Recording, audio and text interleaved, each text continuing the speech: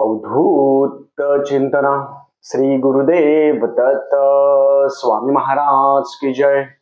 छत्रपती शिवाजी महाराज की जय. श्री स्वामी समर्थ.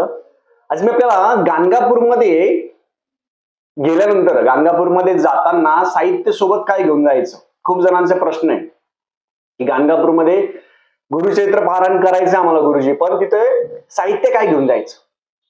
आपण पोथी, गुरुचरित्राची पोथी असेल, मग तिथं गाणगापूरमध्ये राहायचं कुठं, जेवायचं कुठं, नियम कसे पाळायचे, त्याबद्दल मी आज पूर्ण माहिती या व्हिडिओमध्ये सांगणार आहे. चॅनलवर पहिल्यांदा आला असेल तर अवश्य सबस्क्राईब करा, म्हणजे येणारा नवीन व्हिडिओ श्री स्वामी समर्थ महाराजांची गुरुचरित्राची आणि नवनाथ पारायणाबद्दल माहिती भेटेल. गाणगापूरमध्ये 3 दिवसीय किंवा 7 दिवसीय गाणगापूरमध्ये आपली दिनचर्या कशी असावी, आपण गुरुचरित्र पारायण करायला तिथं जातोय, मग 3 दिवस आपले आहार विचार कसे असावे, 3 दिवसामध्ये कशी आपण सेवा करावी, त्याच्याबद्दल आज मी पूर्ण माहिती सांगणार आहे. सगळ्यात पहिले, गाणगापूरमध्ये जोपर्यंत दत्त महाराजांची इच्छा होत नाही तोपर्यंत तिथे कोणीही जाऊ शकत नाही जाऊ शकत. खूप जण मग बाधा असली, बाहेरची बाधा करणी किंवा या काही गोष्टी असेल, त्रास असेल, मानसिक त्रास, शारीरिक त्रास, तेव्हा लोक गाणगापूरमध्ये जातात. पण आपण आध्यात्मिक साठी, गुरुचरित्र वाचण्यासाठी खूप आवड आहे, कारण की गुरुचरित्र ते जे मूळ आहे, नरसिंह सरस्वती स्वामी महाराज जिथं संगमाच्या तिथं बसायचे, तिथेच त्या संगमावर गुरुचरित्र पारायण वाचायला महत्व आहे. तिथे 12 महिने कंटिन्यू गुरुचरित्र चालू असतं, 12 महिने 24 तास, 12 महिने असतं. तिथे अमावस्या नाही, पौर्णिमा असं काही नाही, अमावस्या आहे, पौर्णिमा काही नाही. तिथे प्रत्यक्ष दत्त महाराज बसलेले, कशाची अमावस्या कशाची पौर्णिमा. आणि तिथे पारायण करायला खूप जणांचा प्रश्न असतो की कधी जायचं गाणगापूरला, पौर्णिमेला जायचं का. पौर्णिमेला तर तुम्ही गाणगापूरला जाऊ नका, पौर्णिमेला तर एवढी गर्दी असती खूप. म्हणून आपलं दर्शन चांगलं होण्यासाठी, चांगल्या गोष्टीसाठी आपण सुट्टीचे दिवस सोडून, शनिवार रविवार सुट्टीचे दिवस सोडून ऑड दिवसामध्ये गेल्यानंतर आपल्याला दर्शन चांगलं होतं. गाणगापूरला जाताना साहित्य काय घेऊन जायचं, आपल्याला गुरुचरित्र वाचायचंय. महिलांनी दिंडोरीपर्यंत गुरुचरित्र वाचावं, आणि पुरुषांनी मोठं गुरुचरित्र असेल, स्वामी चरित्र असेल, संक्षिप्त गुरुचरित्र असेल, जपमाळ असेल, आपापली स्वतःची जपमाळ, आपली पोथी. तुम्हाला तिथं कोणीही पोथी देणार नाही, तिथे कोणीही तुम्हाला पोथी देणार नाही. आणि पोथी आपली घेऊन जायची, आपलं आसन घेऊन जायचं, आणि आपण एवढ्या गोष्टी घेऊन जायच्या. तुम्हाला चौरंग घेऊन जायची गरज नाही. तिळाचं तेल असेल, कापूर असेल, अगरबत्ती असेल, काडशपेटी असेल, हे सगळं साहित्य सोबत घेऊन जायचं. महाराजांना काय घेऊन जायचं, खारे शेंगदाणे 1 किलो, 1.25 किलो, खडी साखर 1 किलो, 1.25 किलो, आणि बेसनाचे लाडू, शुद्ध तुपातले बेसनाचे लाडू, हे महाराजांना खूप आवडतात. या गोष्टी घेऊन जावा. आणि अन्नदानासाठी जर तुम्ही कारमध्ये जात असाल तर तुम्ही गहू असेल, तांदूळ असेल, साखर असेल, ते तुमच्या इच्छेनुसार तुम्ही घेऊन जाऊ शकता. मग तिथे अन्नदानाला तुम्ही ते वापरू शकता. गहू तांदूळ अन्नदानाला तुम्ही तिथे वापरू शकता. मग त्याच्यासोबत आपण जर गेलो गाणगापूरमध्ये, समजा आम्ही छत्रपती संभाजीनगर मधून जातो तर आम्हाला 12 घंटे लागतात, बरोबर 12 घंटे. तिथे सकाळी पोहोचल्यानंतर जर तुम्ही मुंबईहून येणार असाल तर गाणगापूर रोड हे स्टेशन आहे, तिथं उतरायचं, सकाळी तिथं उतरायचं. तिथून उतरल्यानंतर एक 50-60 रुपये घेता काळ्यापिळू टॅक्सीनी गाणगापूरच्या तिथं उतरायचं. मग उतरल्यावर कुठं जायचं हा प्रश्न असतो. तुम्ही बस स्टँड जवळ उतरल्यानंतर सगळ्यात पहिले जावं संगमावर. संगम तिथून जवळ आहे. गाणगापूर बस स्टँड पासून संगम ला एक 10 रुपये 20 रुपये घेत असेल, 20 रुपये घेतात, 20 रुपये किंवा 15 रुपये आहे. गाणगापूर बस स्टँडला उतरल्यानंतर आपण पहिले संगमावर जावं. संगमाच्या तिथे भरपूर मठ आहे. खूप जण म्हणतात दादा गाणगापूरला राहायचं कुठं. मी असं सांगत नाही इथंच राहा आणि तिथंच राहा. आपली बुद्धी, आपला विचार करून आपण 4-5 ठिकाणी विचारपूस करून आपण तुम्हाला जिथे राहायचं असेल तिथे राहू शकता. गाणगापूरमध्ये भरपूर मठ आहे, भरपूर धर्मशाळा आहे, स्वामी समर्थ महाराजांचं केंद्र पण आहे, भरपूर आहे. आपल्या बजेटनुसार कसं असतं, प्रत्येकाचं बजेट असतं. आपापल्या आर्थिकनुसार आपण गाणगापूरमध्ये संगमाच्या जवळ 100 रुपयाला एका दिवसाची रूम पण भेटते. एका माणसाला काहीही भेटत नाही, एका माणसाला कुठेही राहायला भेटत नाही, तुम्हाला पत्राशय तिथे खालीच राहावं लागेल. गाणगापूरमध्ये एका माणसासाठी 100 रुपये घेता.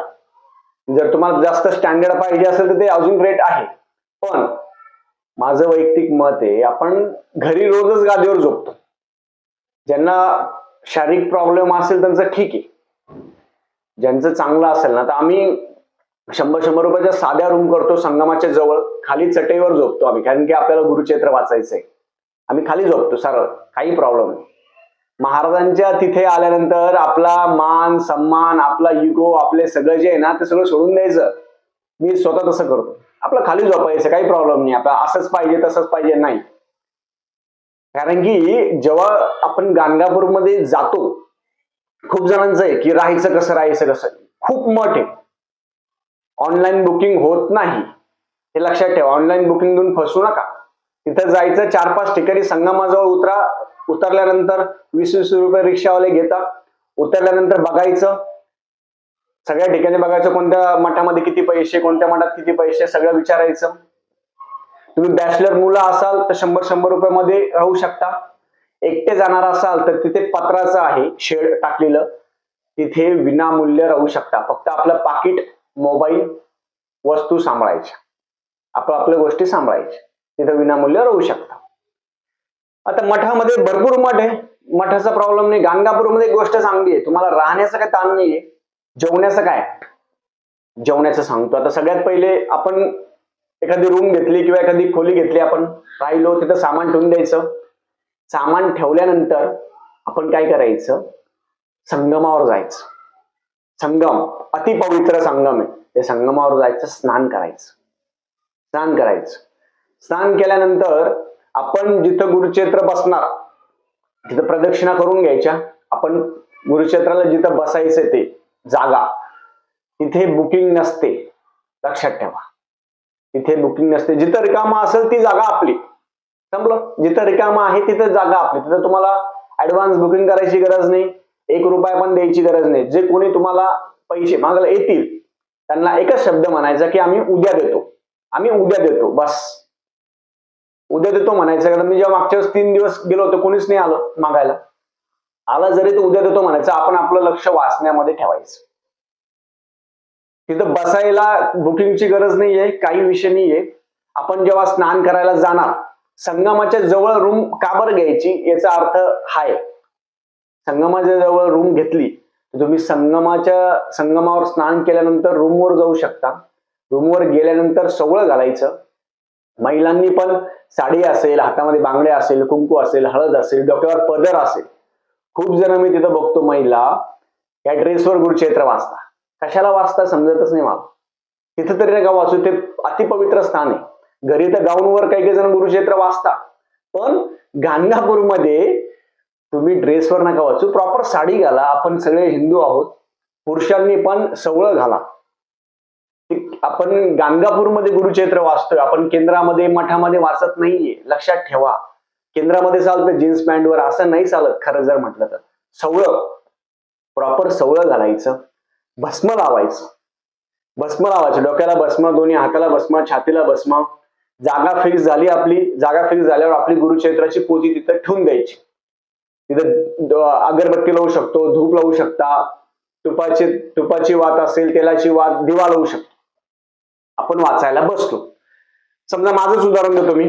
समजा आम्ही रात्री छत्रपती संभाजीनगरवरून बसलो, सकाळी तिथं पोहोचलो, आंघोळ केलं, स्नान केलं, सगळं घातलं, भस्म लावलं आणि सकाळी तिथं वाचायला बसलो मी.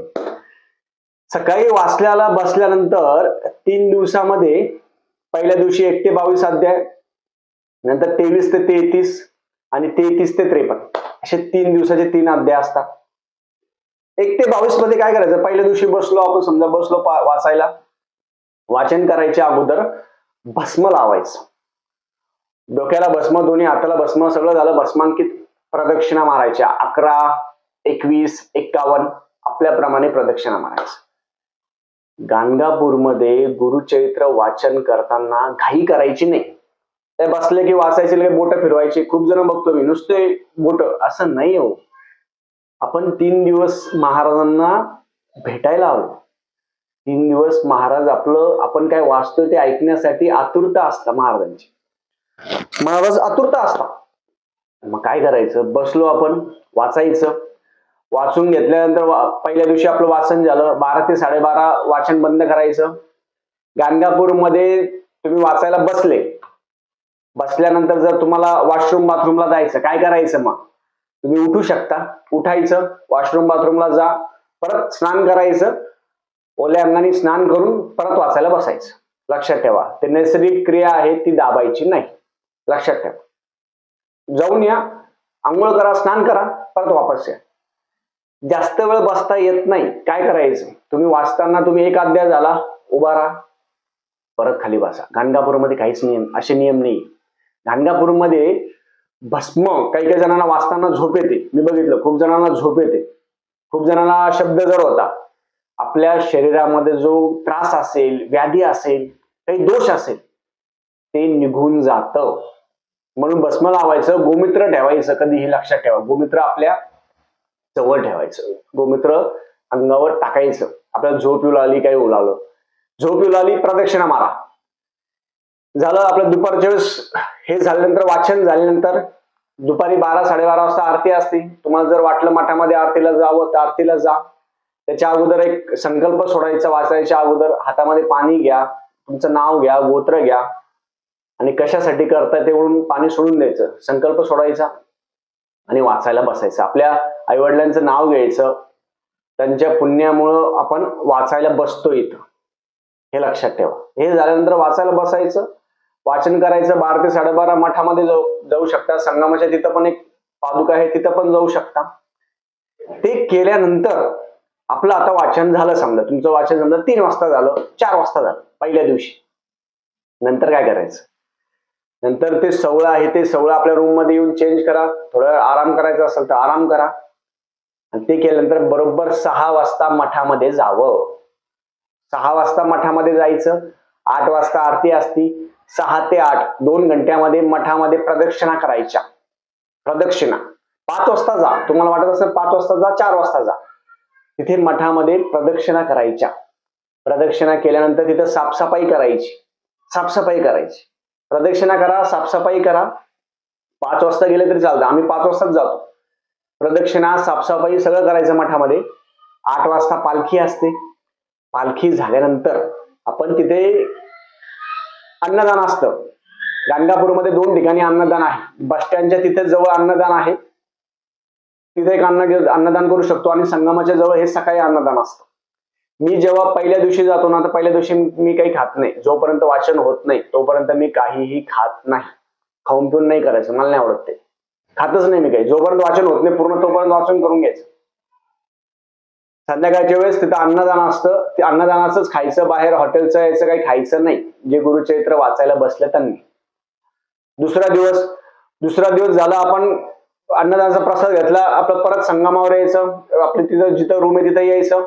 तिथं आल्यानंतर रात्री खाली चटईवर झोपायचं, गादीवर झोपायचं नाही. झालं. ते केल्यानंतर रात्री विष्णू सहस्रनाम, रामरक्ष स्तोत्र किंवा ते वाचून झोपी जायचं. पहिला दिवस झाला. दुसऱ्या दिवशी सकाळी बरोबर 4 वाजता किंवा 5 वाजता उठायचं. 4 वाजता उठा नाही तर 5 वाजता उठा. 5 वाजता उठायचं, संगमावर जायचं. म्हणून संगमाच्या जवळ रूम घ्यायला महत्व आहे, लक्षात ठेवा. संगमाच्या जवळ याचं महत्व आहे. संगमावर जायचं 5 वाजता, स्नान करायचं, रूमवर यायचं, जवळ सवळं घालायचं, भस्म लावायचं. आपली पोथी जिथं ठेवली तिथंच ठेवायची. ते केल्यानंतर सवळं घालून 5 वाजता तिथे जाऊ शकता. गाणगापूरमध्ये सकाळी 3 वाजता वाचायला चालू होतं, ते रात्री 9 वाजेपर्यंत वाचन असतं, लक्षात ठेवा. सकाळी 3 ते रात्री 9 वाजेपर्यंत.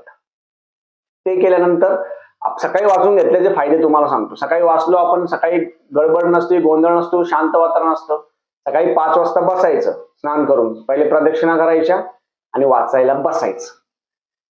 आपलं जर तुम्ही सकाळी वाचायला बसले 5 वाजता, तर दुसऱ्या दिवशीचं वाचन करायला कमीत कमी 12-12:30 व्हायला पाहिजे. माझं 12 वाजता संपतं. समजा सकाळी 5 ला जरी बसलो तर 12 वाजता मला मी हळू प्रत्येक शब्द वाचतो. 12 ते 12:30 मठामध्ये जायचं, तिथे भिक्षा मागायची, ते भिक्षा खायची, सगळं सोडून द्यायचं आणि नंतर नंतर दुपारच्या थोडा आराम करायचा, नाही तर मग अष्टतीर्थ बघायला जायचं. हे दुसऱ्या दिवसाचा नित्यक्रम आहे. अष्टतीर्थ बघायला जायचं. अष्टतीर्थ झालं, भस्मात डोंगर झालं, ते त्या गोष्टी झाल्या. दुपारच्या वेळेस परत संध्याकाळी 6 वाजता मठामध्ये जायचं, तिथे आरतीला बसायचं, मठामध्ये पालखीला बसायचं. ते केल्यानंतर दुसरा दिवस आपला झाला. तिथं अन्नदानचा प्रसाद घ्यायचा. तिसऱ्या दिवशी आपलं वाचन परत 5 वाजता बसायचं. वाचन आपलं 8 वाजेपर्यंत होऊन जातं.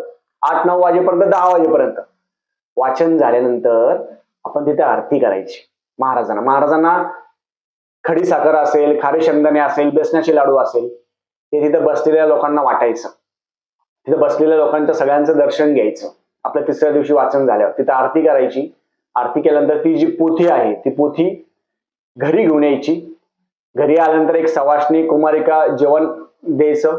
ब्राह्मण असेल, सवाष्णी असेल, त्यांना जेवण द्यायचं. अशा पद्धतीने तुम्ही 3 दिवसाचं गुरुचरित्र पारायण गाणगापूरमध्ये करू शकता. अशा पद्धतीने सोपं आहे, काही अवघड नाही. या 3 दिवसामध्ये नियम पाळायचे. नियम कोणते पाळायचे? ब्रह्मचार्याचे नियम असेल, खाली जमिनीवर झोपायचं. परत गाणगापूरमध्ये जेवायचा प्रॉब्लेम नाही, ते सगळं अन्नदान दत्त महाराजांचं आहे. तुम्ही जेव्हा गुरुचरित्र वाचता तर वाचन करताना तिथे कोणी केळी असेल, प्रसाद असेल, पैसे असेल ते ठेवतात. तो प्रसाद आपण जपून ठेवावा. प्रसाद खाऊन घ्यायचा, पैसे जपून ठेवायचे.